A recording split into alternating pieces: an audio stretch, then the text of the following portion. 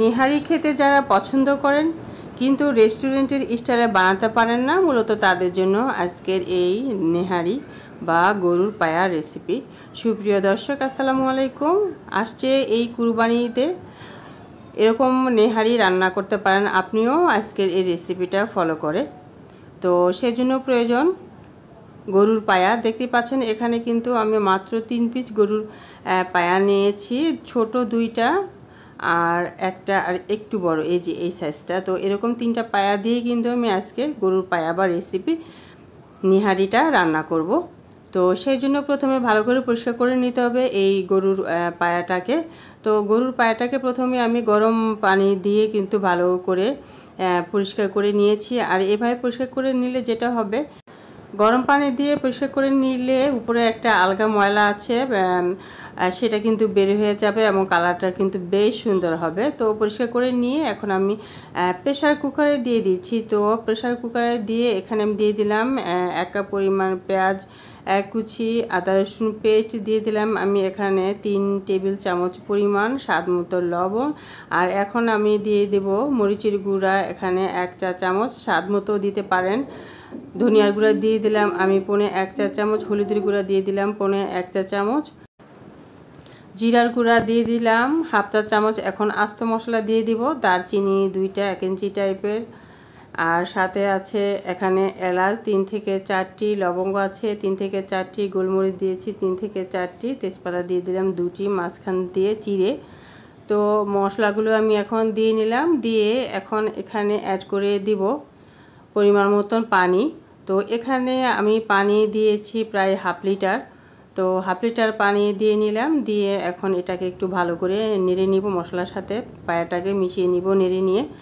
তো আপনারা নিশ্চয়ই খেয়াল করেছেন আমি কিন্তু কোনো তেল ব্যবহার করিনি, কারণ এখান থেকে কিন্তু যথেষ্ট তেল উঠবে। তো এই মুহূর্তে এখন তেল ব্যবহার আমি করব না। তো ঢাকনা লাগিয়ে দিলাম প্রেসার কুকারে।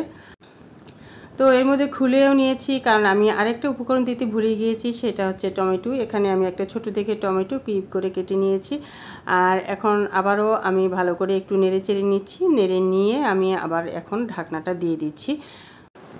সুপ্রিয় দর্শক, আপনি চাইলে কিন্তু এই যে আমার মতন প্রেসার কুকারে কিন্তু নিহারিটা রান্না করতে পারেন। আর প্রেসার কুকারে রান্না করলে যেটা হবে, খুব দ্রুত কিন্তু পায়াগুলো সেদ্ধ হয়ে যাবে, আর খুবই অল্প সময়ে কিন্তু আপনি নেহারিটা রান্না করে ফেলতে পারেন। এছাড়া চাইলে কিন্তু আপনি হাঁড়ি দিয়েও রান্না করে ফেলতে পারেন, যেমন হাঁড়ি দিয়ে কিন্তু আমি এরপরে একবার আপনাদেরকে এই রেসিপিটা শেয়ার করব। হাঁড়ি দিয়ে 2-3 দিন পর্যন্ত কিন্তু জ্বালিয়ে জেলে রেখে কিন্তু ওইভাবে রান্না করতে পারেন। তো এভাবে রান্না করলে কিন্তু অল্প সময়ে আপনি যখনই চাচ্ছেন ইনস্ট্যান্ট কিন্তু রান্না করে ফেলতে পারতেছেন, খুবই সহজে অল্প সময়। প্রেসার কুকার দিয়ে আমি 80% সিদ্ধ করে নিয়ে এখন একটি ফ্রাই প্যানে ঢেলে নিচ্ছি। তো এভাবে আসলে সুবিধা হয়, যার কারণে আমি এটা করে নিয়েছি। তো আপনারা চাইলে কিন্তু প্রেসার কুকারে রেখেই পুরোটা রান্না কমপ্লিট করতে পারেন। আমার কাছে এটা খুবই একটা সহজ প্রসেস মনে হয়েছে, যে প্রেসার কুকার দিয়ে মোটামুটি সিদ্ধ করে নিয়ে আমি ফ্রাই প্যানে ঢেলে নিব, বাকি রান্নাটা এভাবেই কমপ্লিট করব। তো সেটাই করছি। তো সিদ্ধ করে এখন কিন্তু আমি আবারও আরও 1 লিটার পরিমাণ পানি আমি দিয়ে দিলাম, দিয়ে ঢেকে দিলাম। ঢেকে দিয়ে আমি মোটামুটি আরও এইভাবে 10 মিনিট রান্না করে নিলাম, এবং পানিটা কিন্তু ঝোলটা এখন ঝোলেই বলবো। তো ঝোলটা কিন্তু একেবারে অর্ধেক হয়ে গিয়েছে। তো আমি আরও কিছুটা ঝোল কিন্তু আমি কমিয়ে নিব। আর এই যে এখন আমি দিয়ে দিচ্ছি একটি মশলা, এই মশলার মধ্যে কিন্তু দারচিনি, লবঙ্গ, তারপরে স্টার এনিস, জয়ফল, জয়ত্রী, গোলমরিচ, তারপরে হচ্ছে এখানে লবঙ্গ, তো তেজপাতা। তো এই ধরনের সবগুলো মশলা দিয়ে আমি একটা মশলা রেডি করেছিলাম, সেখান থেকে আমি এখন 1 চা চামচ পরিমাণ কিন্তু মশলা দিয়ে নিলাম। আর এখানে একটা ফ্রাই প্যানে বসিয়ে পরিমাণ মতন তেল দিয়ে, পরিমাণ মতন তেল বলতে এখানে কিন্তু আমি টোটাল 3 টেবিল চামচ পরিমাণ সয়াবিন তেল দিয়ে, আর এখানে 1 কাপ মেজারমেন্ট কাপের 1 কাপ পেঁয়াজ কুচি দিয়ে ভেজে নিচ্ছি। তো ভাজার জন্য আমার যতটুকু তেল প্রয়োজন ঠিক আমি ততটুকুই দিয়েছি। আমি কিন্তু যে নিহারিতে তেল দেবো সেই জন্য কিন্তু এখানে তেল ব্যবহার করিনি, জাস্ট পেঁয়াজটা ভাজার জন্য যতটুকু প্রয়োজন। তো 3 টেবিল চামচ পরিমাণ সয়াবিন তেল দিয়ে কিন্তু পেঁয়াজটাকে আমি ভেজে নিয়েছি। এখানে কিন্তু আমি একেবারে পেঁয়াজ বেরেস্তা করে ফেলিনি, জাস্ট একটু লাল কালার পর্যন্ত হওয়া পর্যন্ত ভেজে নিয়েছি। তো সেই তেলটাকে তেল না, সেই ভাজা পেঁয়াজটা আমি এখন এখানে দিয়ে দিচ্ছি। তো এই আর কি, তো এই তেলটাই মানে ভাজার জন্য যতটুকু তেল প্রয়োজন ততটুকুই কিন্তু আমি এক্সট্রা কোনো প্রকার তেল কিন্তু আমি এই নেহারিতে ব্যবহার করিনি। আর এখানে আমি স্বাদ মতো আরও একটু লবণ দিয়েছিলাম। আর আপনারা যদি রেস্টুরেন্টের স্টাইলে একেবারে রেস্টুরেন্টের স্টাইলের টেস্টটা পেতে চান, স্বাদ পেতে চান, তাহলে এখানে টেস্টিং সল্ট অবশ্যই আপনাকে কিছুটা হলেও ব্যবহার করতে হবে। তো আমি যেহেতু রেস্টুরেন্টের স্টাইলেই রান্না করছি, সো টেস্টিং সল্ট দিয়ে দিলাম 1/2 চা চামচ পরিমাণ। আর এখানে একেবারে লাস্ট পর্যায়ে শেষ মুহূর্তে দিয়ে দিলাম আমি জিরার গুঁড়া 1/2 চা চামচ পরিমাণ।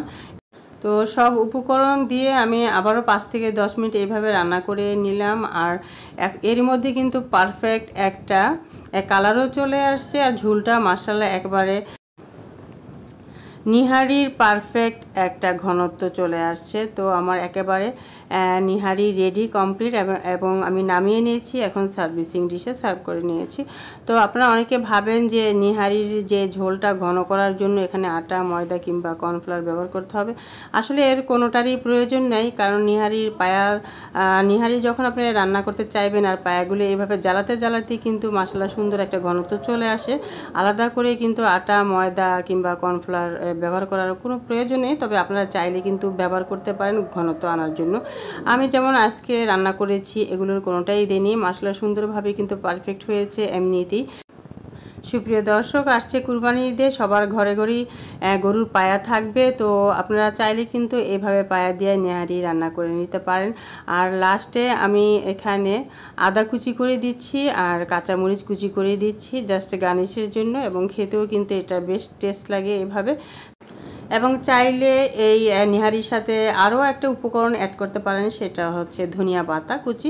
তো ধনিয়া পাতা কুচিও কিন্তু করে দিতে পারেন, আমি আমার হাতের কাছে ছিল না তাই দিইনি, থাকলে আমিও এটা ব্যবহার করে থাকি। তবে ধনিয়া পাতা কুচি ছাড়াও কিন্তু এই রান্নাটা মাশাআল্লাহ দারুণ স্বাদ হয়েছে। আপনারা আমার এই রেসিপিটা ফলো করে যদি একবার নিহারি রান্না করেন, কথা দিলাম পারফেক্ট একটা রেস্টুরেন্টের স্টাইলের কিন্তু টেস্ট পাবেন, এর কোনোটাই ব্যতিক্রম হবে না। তো আমি দেখিয়ে দিচ্ছি এটা কতটা সফট হয়েছে, মাশাআল্লাহ এতটা সুন্দর নরম হয়েছে, পারফেক্টভাবে সিদ্ধ হয়েছে। দেখেন খুলে খুলে পড়ে যাচ্ছে, হ্যাঁ, হাড়গুলো থেকে মাংসটা খুলে খুলে পড়ে যাচ্ছে, মাশাআল্লাহ সো ইয়াম্মি। তো মাশাআল্লাহ আমি এর মধ্যে ট্রাই করেছি, মাশাআল্লাহ একেবারে রেস্টুরেন্টের স্টাইলের থেকেও বেশি টেস্ট আমার কাছে যেটা মনে হয়েছে। আপনি এভাবে একবার ট্রাই করে দেখবেন, ইনশাআল্লাহ আপনার নিহারিটাও কিন্তু এর চেয়ে বেশিও টেস্ট হতে পারে, কিংবা আমার মতন এরকম টেস্ট হতে পারে। একবার ফলো করে ট্রাই করে দেখতে পারেন, আশা করছি নিরাশ হবেন না। আজকের রেসিপি ভালো লাগলে চ্যানেলে একটা সাবস্ক্রাইব করে রাখবেন, এবং পেজ থেকে দেখলে পেজে একটা লাইক ফলো দিয়ে আমার পেজের সাথেই থাকবেন।